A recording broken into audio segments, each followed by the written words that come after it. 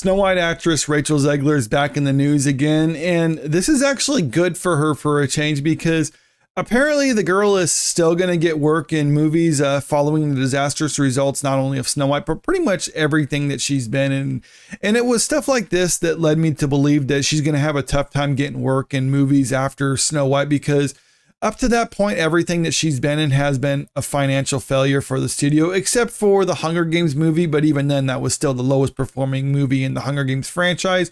But I will give it credit. The movie still was a success, and it's making a sequel, even if the success was kind of mild. But after Snow White, I was thinking there's no way that other studios are going to hire her. I mean, I've even said as much on this channel, and don't ever say that I can't admit that I was wrong on this one, because apparently there are some people who are willing to hire her, because we got this story coming out right now.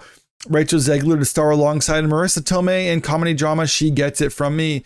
The film, in which Zegler will play the daughter of Tomei's ex-punk rocker birth mother, is being shopped by Embankment. And as far as mother-daughter, I don't really see the resemblance here, but in Hollywood, I have seen worse casting pair-ups for people who are supposed to play family, so I'll give it a pass on this one.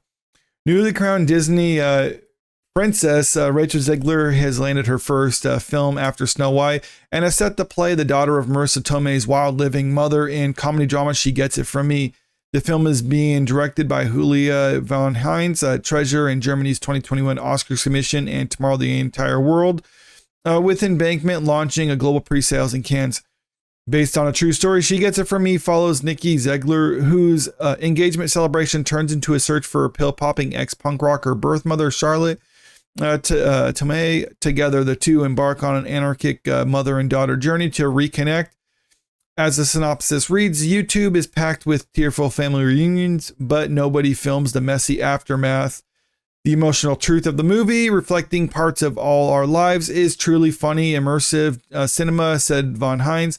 Jay's screenplay captures family dynamics at the most authentic, absurd yet profound, messy yet meaningful. The collision of two worlds creates comedy that cuts deep because it's so honest. So that's just kind of the idea about this. Now, some people might say this is still kind of a step backwards for her, because it appears that this is more of a lower budget movie compared to what she's been starring in recently, which are major budget blockbusters. Like, what was it? She did Snow White, then before that, Y2K, that was a smaller one, but before that, The Hunger Games. She also was in Shazam. She was in West Side Story. Like I said, all those except for The Hunger Games were financial failures for the studios.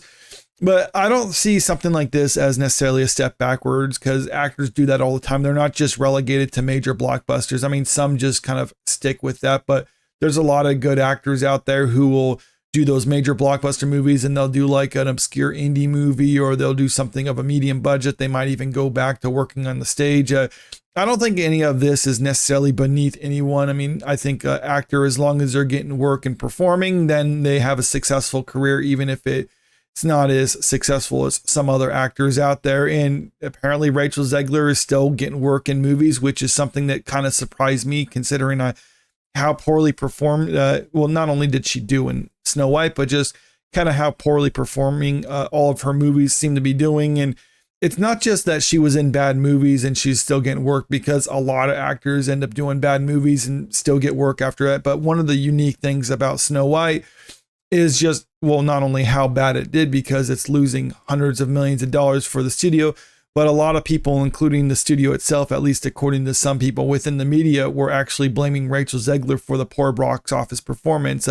This article from Vanity Fair, Snow White's failure has turned Rachel Zegler into a scapegoat and an icon, because obviously some people within the Access media still like her brand, even though the studio itself is probably not too happy with her taking their potential box office revenue. Now, I've said many times on this channel that I don't think Rachel Zegler's solely responsible for the failures that was Snow White. I think that she did contribute to it. I think that she probably cost them another $100, maybe $200 million at the box office because of her rhetoric behind the scenes. But I don't think that she's the only reason why that movie was a financial failure, because even if you added a couple $100 million, even add $300 million to their entire box office revenue. The movie was still a box office flop for them.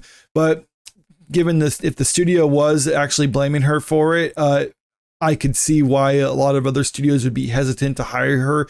And this isn't even a secret either, or even speculative, because even if you go back to right before the movie came out, inside Disney's Snow White fiasco, death threats, beefed up security, and social media guru for Rachel Zegler.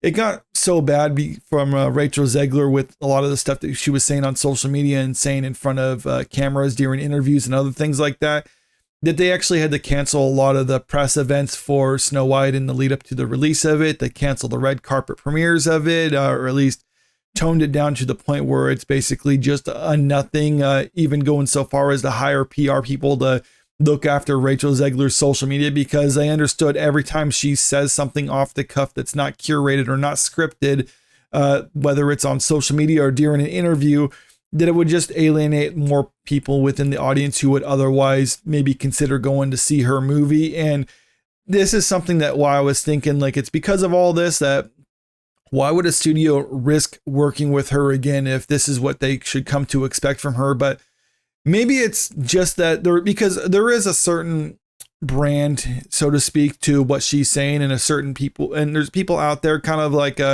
what this Vanity Fair headline said, she's a scapegoat for Disney, but she's also an icon because there's some people who essentially just hate movie-going audiences or mainstream movie-going audiences, that because of that, they actually like Rachel Zegler because she also hates those audiences. Now, I would ordinarily assume that if you have a star who hates the audience that, or doesn't like the audience, or the audience doesn't like her, and vice versa, that people wouldn't want to hire her. But maybe if you're making a movie that you want to cater to that sort of demographic, people who hate moviegoers or mainstream moviegoers, then maybe Rachel Zegler does find a spot working for people like that in the future.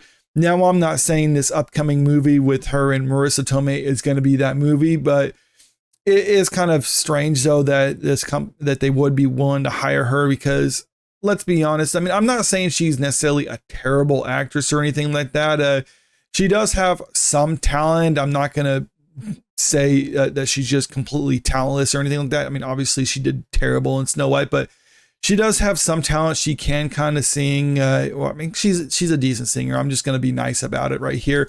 And I'm not even saying that she's hideously ugly, or at least there's uglier people out there in Hollywood. She's a decent looking girl, but given all that, I would say like her rhetoric behind the scenes and on social media, I was thinking that was too divisive for people to even be willing to give her a chance, because studios have to look at her and think like, okay, there's going to be a certain amount of baggage with her, but there's something that she also brings to this role. So basically, is the juice worth the squeeze? And I would think a lot of movies would consider her and be like, no, it's just not worth it, so we're just going to pass her. But maybe it's because she has a huge profile right now.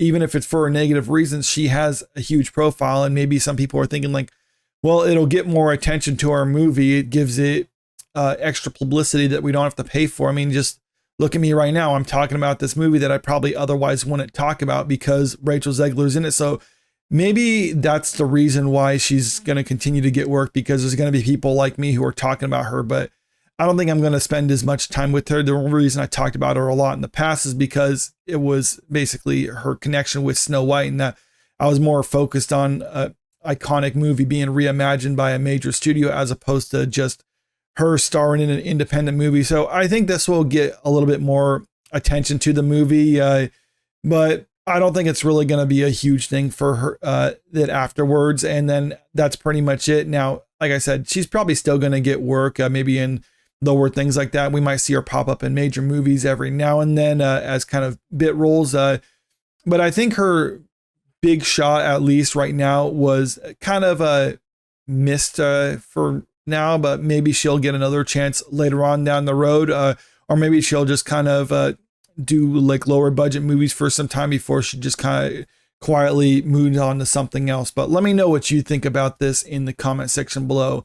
And also, if you haven't already, make sure you click that subscribe button if you want to stay up to date with the latest entertainment news. And don't forget to click that like button and share this video out there, because it really helps out with the channel. Thank you.